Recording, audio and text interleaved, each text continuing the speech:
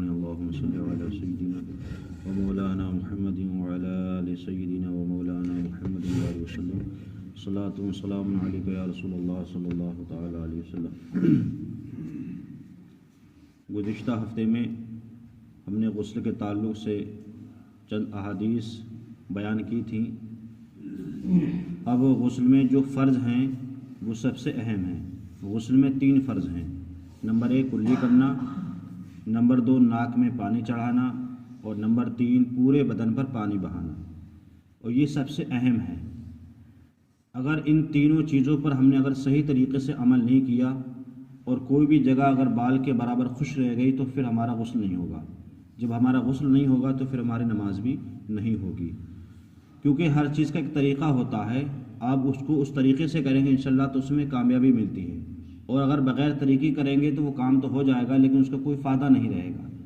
اس لیے اگر آپ لوگ پورا ٹینک سے بھی نہا لیں، ندی نالے میں کہیں بھی نہا لیں آپ، اور اگر کچھ چیزیں اگر آپ نے احتیاط نہیں رکھی تو آپ کتنا بھی پانی بہا لیں لیکن آپ کا غسل نہیں ہوگا۔ تو ہمیں چاہیے کہ ہم اس میں احتیاط رکھیں۔ تو ہم تفصیل انشاءاللہ آپ کو بیان کرنے کی کوشش کریں گے۔ سب سے نمبر 1 ہے کلی کرنا۔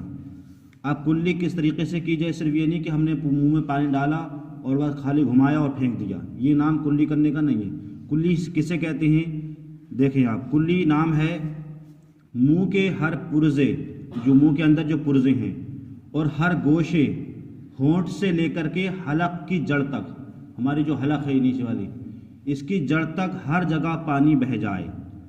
یہ چاہے ہمارے جو ہے کروٹیں ہوں، مسوڑے ہوں، زبان کی دائیں بائیں کی جگہ ہو، زبان کی نوک ہو، زبان کی جڑ ہو، حلق کے کنارے، ان تمام تک پانی پہنچانا یہ کیا ہے؟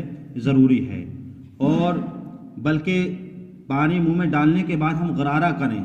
جب غرارہ کریں گے تو منہ کے اندر جو بھی پرزے ہوں گے، جگہ جگہ جہاں بھی ہوں گے، وہ سب تک پانی پہنچ جائے گا۔ لیکن جب روزہ ہو تو اس میں آپ احتیاط رکھیں کہ اگر کسی کا روزہ ہے اور روزے کی حالت میں اگر وہ غسل کر رہا ہے تو وہ جب کلی کرے تو وہ غرارہ نہ کرے، کیونکہ ہو سکتا ہے کہ اگر وہ غرارہ کرے گا تو کوئی نہ کوئی پانی کا قطرہ اس کے پیٹ میں اتر سکتا ہے، جس سے روزہ ٹوٹ جائے گا۔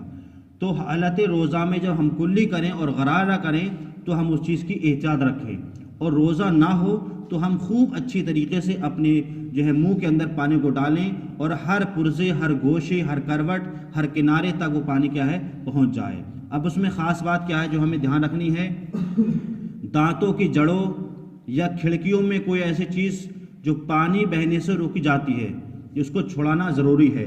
جیسے کہ چھالی کے دانے ہوتے ہیں، اب چھالی کی جگہ بہت سے لوگ گٹکا وغیرہ یا بہت سی چیزیں استعمال کرتے ہیں، تو ان کے کوئی نہ کوئی ریزہ یا کوئی نہ کوئی ٹکڑا دانتوں میں، چھریوں میں پھنسا رہتا ہے، اس کا، یا گوشت کے ریزے یا پان کے وغیرہ، اس طریقے سے اگر ان کو چھڑانے میں آسانی ہو، کوئی ضرر نہ ہو، کوئی تکلیف نہ ہو، تو ان کو چھڑانا ضروری ہے تاکہ ان کے اندر پانی پہنچ جائے۔ اور اگر ایسا جیسے بہت سے لوگ پان کھاتے ہیں تو پانوں کی جڑوں میں جو ہے چونا جم جاتا ہے، جو لوگ اکثر روزانہ پان کھاتے ہیں ان کے لیے ہے، یا عورتیں کوئی دانتوں میں مسی کی ریخے میں جم جاتی ہیں ان کے چھلنے میں، تو ان کو چھڑانا بہت مشکل ہوتا ہے۔ جو لوگ ہمیشہ پان کھاتے ہیں یا عورتوں کے دانتوں میں مسی پیدا ہو جاتی ہے جن کو چھڑانا مشکل ہے، تو شریعت نے اس نے ان کو اجازت دی ہے۔ ہاں جو لوگ کبھی کبھی پان کھاتے ہیں کبھی کبھی، تو وہ ان کے اگر ایسے رہ جائیں تو ان کو چھٹانا کیا ہے؟ ضروری ہے۔ اس چیز کا بھی خاص طور سے دھیان رکھا جائے۔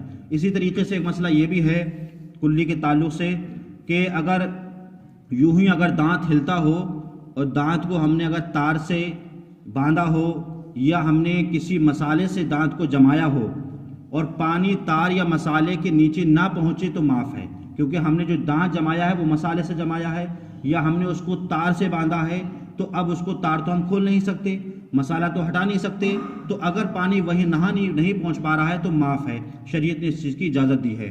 ہاں کھانے یا پان کے ریزے دانت میں رہ گئے اور اس کی نگہداشت میں حرج ہے، مطلب یہ دقت ہو رہی ہے، اور ہاں بعد معلوم ہونے کے اس کو جدا کرنا اور دھونا ضروری ہے جبکہ پانی پہنچنے سے مانع نہ ہو۔ یہاں ایک مسئلہ اور ہم واضح کر دیں کہ جو لوگ اپنے دانتوں کو بس طریقے سے لگاتے ہیں کہ اس کو نکال بھی لیتے ہیں اور لگا بھی لیتے ہیں، فٹ بھی کر لیتے ہیں، تو ان کے لیے حکم یہ ہے کہ اگر ایسا کوئی مسئلہ ہو دانتوں کا پورا ہو تو وہ دانتوں کو نکالیں، کلی کریں، اس کے بعد پھر فٹ کر دیں۔ یہ ان کے لیے ہے کہ جن کے دانت جمے نہ ہو وہ نکالتے بھی ہیں اور رکھ لیتے بھی ہیں، لیکن جن کے دانت تار سے بندھے ہوئے ہیں یا کسی مسالے سے جمائے ہوئے ہیں تو ان کو وہاں سے ہٹانا ضروری نہیں ہے۔ اس طریقے سے جو ہے یہ صرف کلی کے جو مسائل تھے جو ہم نے آپ کو بیان کیے کہ کلی میں کرنے میں منہ کے ہر پرزے کے اندر، ہر ریشے کے اندر ہمیں اس کو چھڑانا ضروری ہے اور وہاں پانی کا پہنچانا ضروری ہے۔ یہ صرف کلی کا ایک فرض تھا، باقی انشاءاللہ 2 فرض ہم کل بیان کریں گے۔ اللہ تعالی ہمیں اور آپ کو صحیح طریقے سے غسل کرنے کی توفیق عطا فرمائے۔ اللہ